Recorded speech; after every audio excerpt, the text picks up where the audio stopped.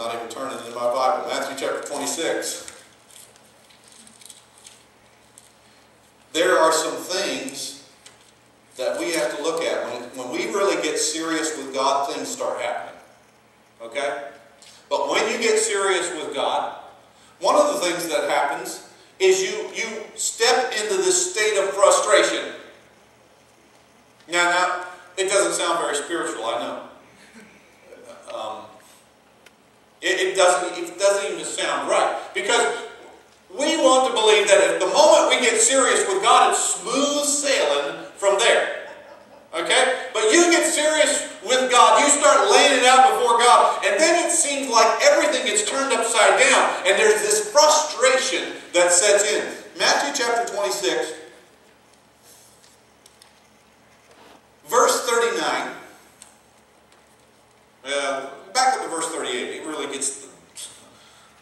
grabs a hold of what Jesus is dealing with. He said to them, "My soul is overwhelmed with sorrow to the point of death. Stay here and keep watch with me."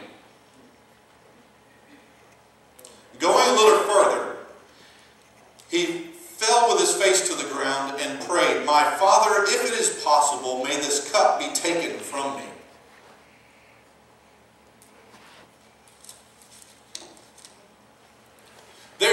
There's frustration when we step out and we really get serious with God. Because the frustration comes because the flesh wants to do one thing. The flesh experiences things in a different way than the Spirit does. Okay? We don't have the physical pain to contend with in the Spirit, but we do in the flesh.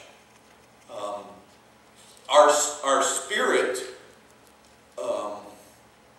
overcomes this human ego and pride and self-pity and all the emotions that we deal with in the human aspect of life. Our spirit overcomes that. Our spirit is in a different plane. It's in a different realm altogether.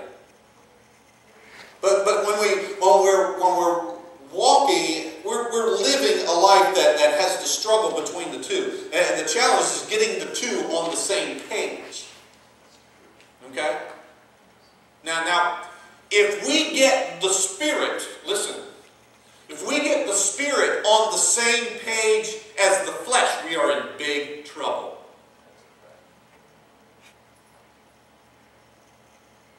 So the only way that we even have a hope is that we get the flesh over on the Spirit side of things. Amen. Is that we cross over into an understanding that this body, this shell, this jar of clay right here is not going to last forever. It's going to deteriorate. It's going to disintegrate. It's going to fall away. It's going to be buried, burned. Whatever happens to it, happens to it. But the Spirit that dwells within this being lives for eternity. Amen. Now, when we get that understanding, we don't have that. The world does not have that understanding. The world doesn't have it because the world lives according to the desires of the flesh. So it's whatever feels good to the flesh. The world thinks in terms of human immortality. That's why we're so concerned about how we feel. About this physical body. How long we can make it last, and what's the right vitamins to take, and I got to do the right exercises and keep myself healthy, and we do everything that we can to protect this temporary vessel, and we ignore what's eternal. Now, if we can get this temporary vessel, if we can just get ourselves to live the short period of life that we have here, if we can just get the term of this vessel to cooperate with the eternal Spirit for as long as we are here,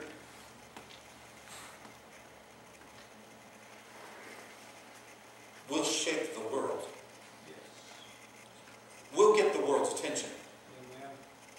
Because the world will begin to...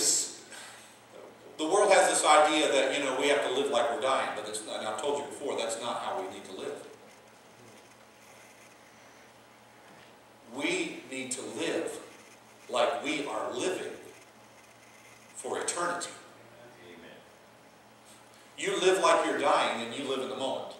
If you develop this mentality, I'm going to seize the moment, I'm going to seize the day, I'm going to make the most, I'm going to have fun. Why? Because, you know, I promised tomorrow, so I'm just going to live it up today. That the words that they said, we shall eat, drink, and be merry, for tomorrow we may die. Guess what? Eat, drink, and be merry, but guess what? Tomorrow you're not going to die. Tomorrow this body may die, but you're going to live forever somewhere. Live like you're living. Live like it matters. Live like those children that are in children's church next door. Live like your grandchildren and your children and your neighbor's children. Live like they're watching you, because they're going to live for eternity.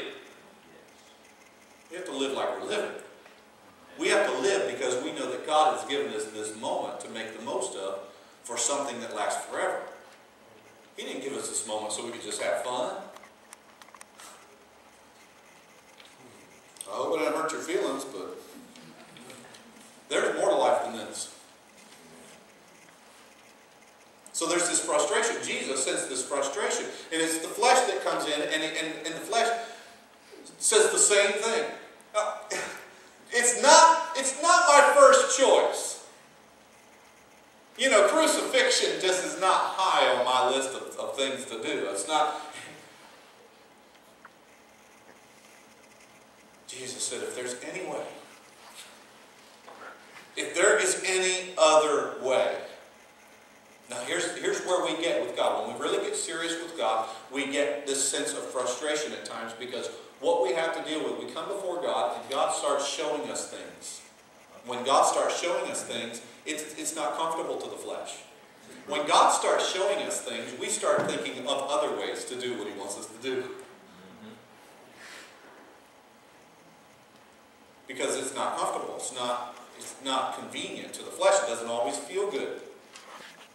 We start thinking, well, God, I know that you're calling me to do this, but isn't there some other way? Jesus said, if there's any other way, then this is not the way I would choose to do it. But, not my will, Lord. May yours be done. So when the frustration comes with you, now it's okay to sense frustration. I want you to understand that. It's okay to sense frustration, because if you're not sensing that frustration, then you're not serious with God. If you're not asking yourself questions, if you're not dealing with the issues head on, then you're really not serious yet. You're no threat to the enemy. But when you sense that, you only have to confirm one thing. Have I given God full control?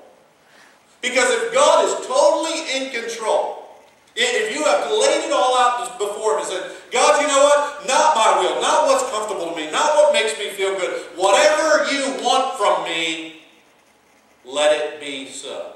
Amen. You answer that question, is God